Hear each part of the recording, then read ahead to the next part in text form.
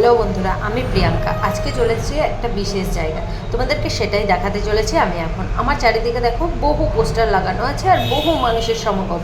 এই যে দেখতে পাচ্ছ সেই মানুষটাকে, আশা করি বুঝতে পারছো। আর ফিল্মগুলোর নামও দেখা যাচ্ছে, নাম দেখে নিশ্চয়ই বুঝতে পেরে গেছো তোমরা আমি কার কথা বলছি। আজকে তার ৯৯তম জন্মশতবার্ষিকী। যাই হোক, সেই উদ্দেশ্যে এই প্রোগ্রামটার আয়োজন।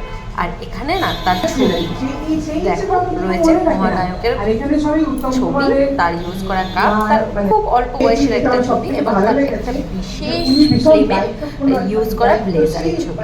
বলতে পারবে এই ব্লেজারটা সে কোথায় ইউজ করছে? জানি অনেকেই বলতে পারবে, অনেকে বা পারবে না।